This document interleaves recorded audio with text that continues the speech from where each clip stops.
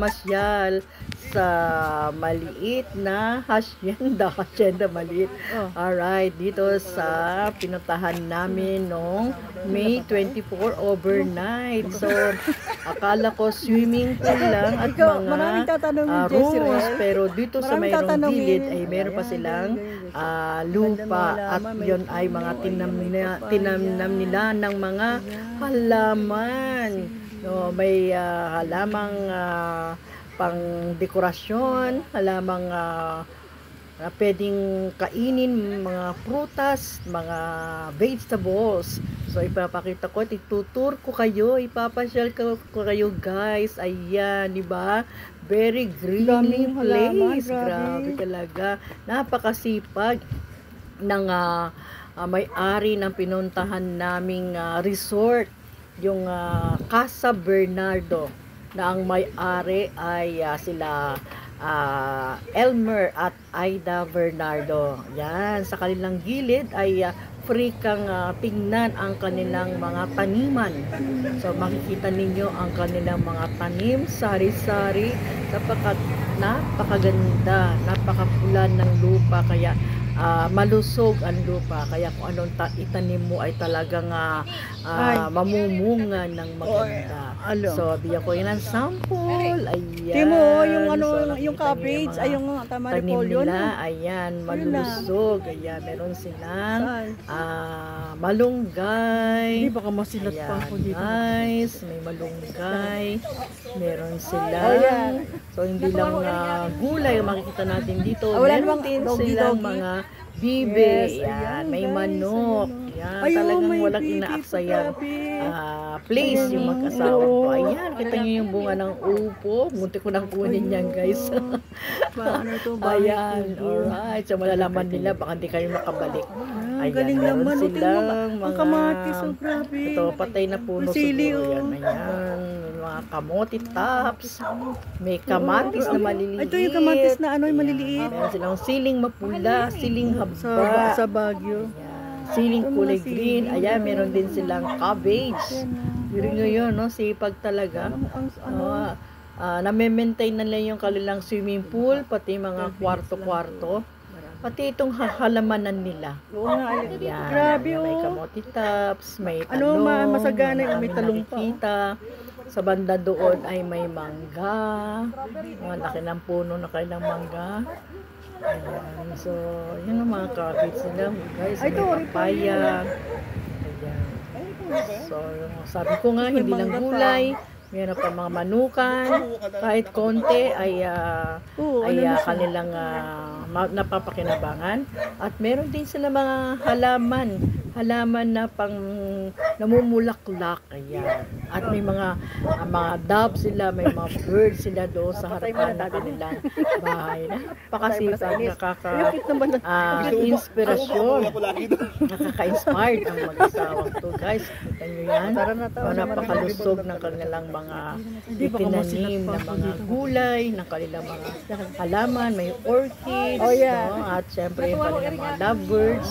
So alaga nilang mag-asawa yan. May nakita ko isang helper na siya kasama nila doon sa resort. Ayan, sa may gilid niyan. Ayan, bumalik ulit tayo doon sa upo na yan. Isang umpong bunga, parang talagang gusto kong kuhanin. Galing naman. At para tayo ay mag-tinola. Ayan, guys. Go. Ayan. So, hanggang sa labas yan. Ito yung kamatis na walang inaksayang lugar para hindi ito ay tamnan ng mga halaman, ng mga gulay na talagang mapapakinabangan ng husto. Yan guys, may mga balag dyan. Siyempre, para gumapang, ang dapat gumapang. Meron din sila ampalaya akong nakita dyan. Nakakainggan yung gawin o gayahin kapag siyempre may maganda kang lupa na pwedeng tamnan. Dito yan sa malapit mismo sa Tagaytay City.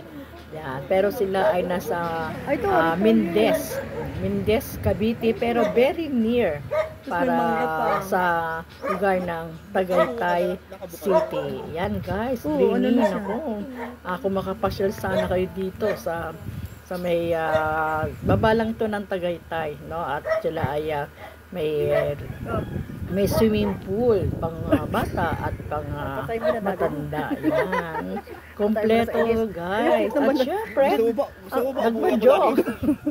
Nagbadyong kami magka... O, tara na tayo. Kasi Ano, marami. libag lang talaga siya. Kita kasi kita hina-harvest. Kita mo yung kulubot yung ibang. Oo nga, oo. Hindi Tingnan niya mo. hina-harvest. Ito. Libag. Mahal-mahal lang kayo ng sili eh. Ay, lalaki nga oh. Uy, tingnan mo yung sili. Ito pa siya oh. Yung sili ba't ganun? Yun o. Yan mami, ano yan? Kulubot pang... Yun yan. Hindi, iba yan. Iba klase yan. Pero parehas lang. Magkalapit lang sila. Ang cute ng kamatis, ang liliit. Mahal mo ang ano kilo niyan. Yan. Ano yan eh? Ano yan? Cherry tomato. Ay, ito pa ang sibuyas. Sibuyas ba bawang? Sibuyas. Ay, sibuyas. Sibuyas yan. Bawang. Ay, sibuyas nga. Sibuyas nga. Ang galing, no? So, ganyan kawayan, makakatayin pala. May mga strawberry pa doon sila eh, sabi. Ano? Ay, may manok ka doon. Ina na. Ilan na, ano ko na yung bibi. Ano ko na yan.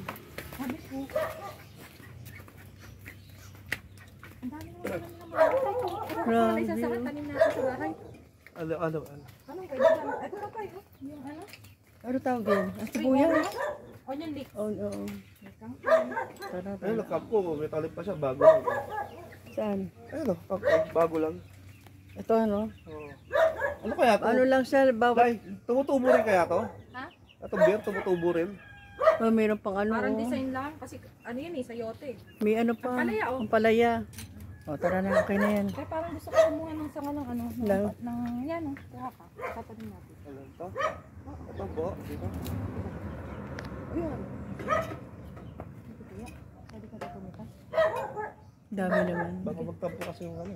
Hindi. Ang dami niya eh. Uy, Diyos Ibig ko. sabihin, ano, magaling siya sa paghalaman. Yun. Halaman niya, naalagaan. Binutin na lang natin nasa labas. O, sige na. Small world. Ay, da pa. Ay, ano ba ito? Ito? Bibi ba to? May tubigan pa ang ano. Saan? Ay, oo. Libangan niya talaga. Dito na siya. Ang ganda eh. Sana naging ganito libang. Sana ganito. Sana ganitong libang. Saan? Itong Parang ganyan. Kasi ano dito, ano yun? Malamig. Oy, baka masilat ka pa rito ah. Tapos na kaya tutubi yung Si Jessie na galing. doon yan sa gilid natin. Ito kaya. Hina-harvest. Kita mo yung kulubot yung ibang. Oo nga, oo. Hindi niya Tingnan mo. hina-harvest. Ito. Libag. Mahal-mahal lang kayo ng sili eh. Ay, lalaki nga oh. Uy, tingnan mo yung sili. Ito pa siya oh. Yung sili ba't ganun? Yun o. Yan mami, ano yan? Kulubot pang...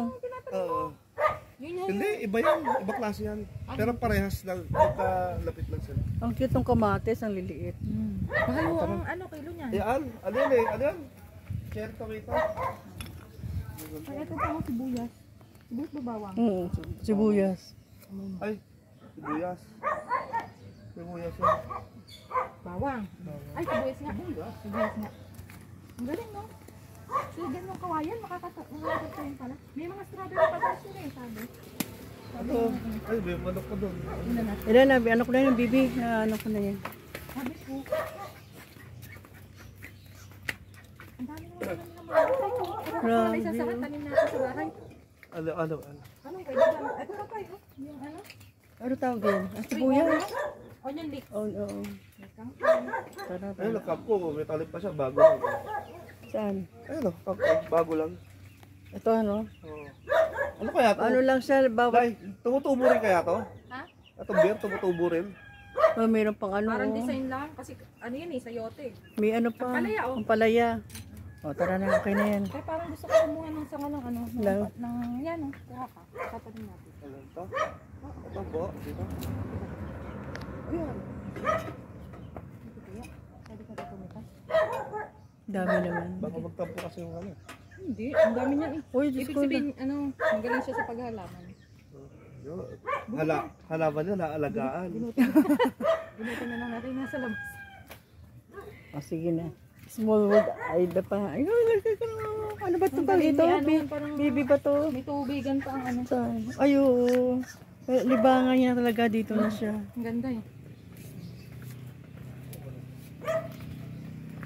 Sana naging ganito Ito, libon. mami. Sana Ito ganun. ang strawberry. Sana ganito ang libon. Saan? Itong puno. Parang ganyan. Kasi ano dito, ano yun? Malamig. Si Jessie na galit. Doon yan sa gilid natin. Ito pa yan.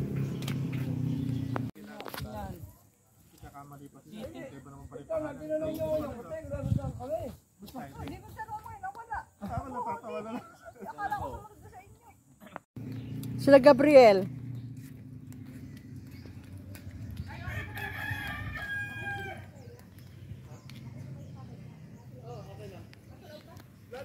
Ayun guys, o, ito tara. naman sa kanilang harapan, makikita natin ang mga Ay, magmumotor halaman. na lang May si mga, ano. kita niyo mga bulaklak ng orange. Tingnan nyo sa kanilang taas. Yan ang Casa Bernardo. Ayan, meron pa rin silang gumagapang dyan na gulay. Ayan, sa loob ay mga orchids naman. Okay.